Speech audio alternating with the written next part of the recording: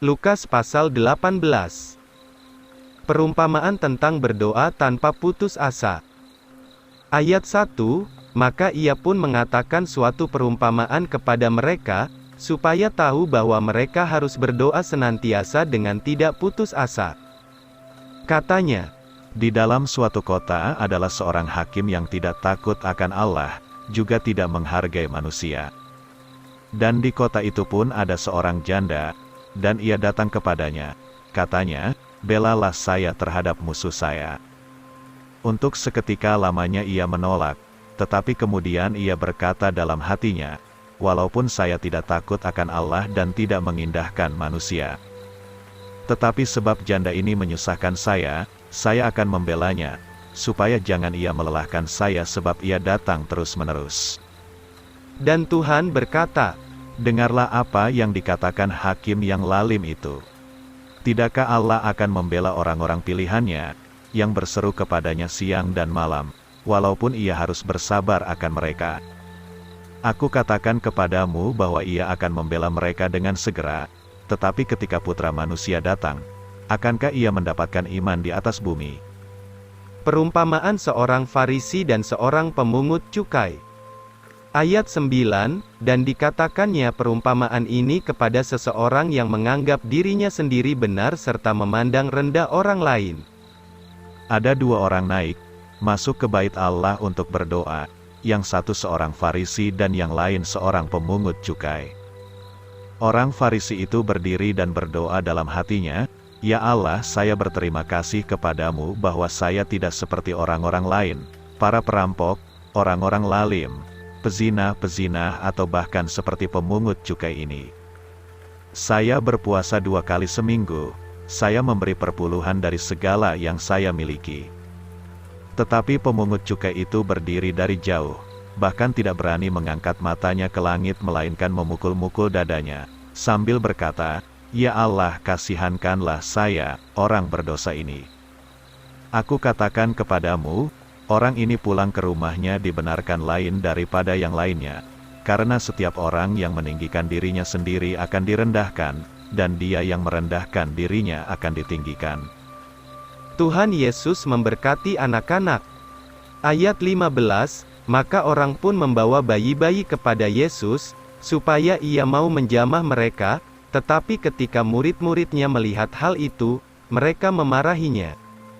Tetapi Yesus memanggil mereka dan berkata, Biarkan anak-anak kecil itu datang kepadaku dan jangan melarang mereka, karena orang-orang seperti inilah yang memiliki kerajaan Allah.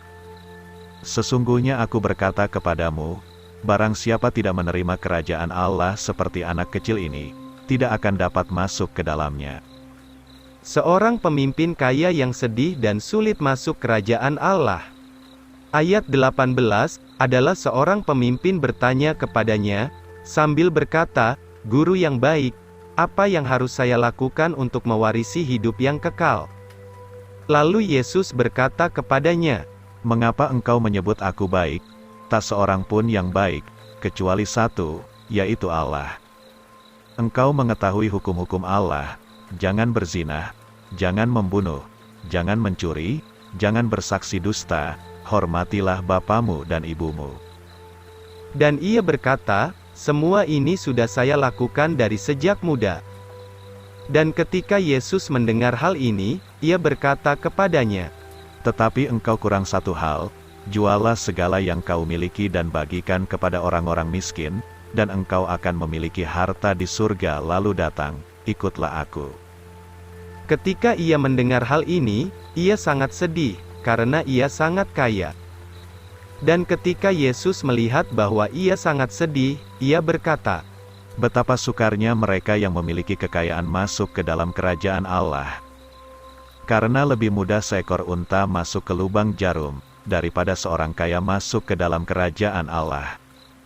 Maka mereka yang mendengarnya berkata, lalu siapakah yang dapat diselamatkan?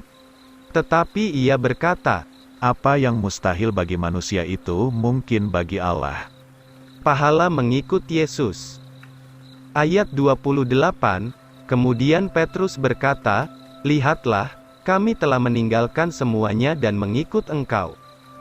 Lalu ia berkata kepada mereka, Sesungguhnya aku berkata kepadamu, tidak ada seorang pun yang telah meninggalkan rumah, atau orang tua, atau saudara-saudara atau istri, atau anak-anak, oleh sebab kerajaan Allah, yang tidak akan menerima kembali berlipat kali ganda pada saat ini, dan dalam zaman yang akan datang hidup yang kekal. Putra Manusia menubuatkan sengsaranya ketiga kalinya. Ayat 31, kemudian ia membawa ke-12 muridnya dan berkata kepada mereka, Lihatlah, kita naik ke Yerusalem dan segala sesuatu yang ditulis oleh nabi-nabi tentang Putra Manusia akan digenapi. Karena ia akan diserahkan kepada orang-orang kafir, dan akan diolok-olok dan dihinakan dan diludahi. Dan mereka akan menyiksakan dia dan membunuhnya, dan pada hari ketiga ia akan bangkit kembali. Maka mereka tidak mengerti satupun dari hal-hal ini, dan perkataan ini tersembunyi dari mereka dan mereka juga tidak mengerti apa yang dikatakan. Seorang buta di Yeriko disembuhkan. Ayat 35, maka terjadilah, ketika ia mendekati Yeriko, adalah seorang buta duduk di pinggir jalan meminta-minta. Dan ketika ia mendengar orang banyak lewat, bertanyalah ia, apakah artinya ini? Dan mereka mengatakan kepadanya bahwa Yesus orang Nazaret sedang lewat. Lalu ia berteriak, katanya, Yesus, putra Daud, kasihanilah saya. Maka mereka yang berjalan di depannya menengkingnya, supaya ia diam. Tetapi ia berteriak makin keras, putra Daud, kasihanilah saya.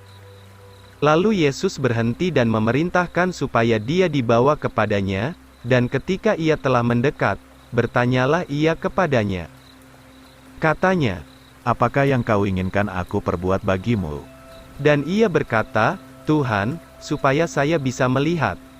Lalu Yesus berkata kepadanya, Celiklah engkau, imanmu telah menyembuhkanmu.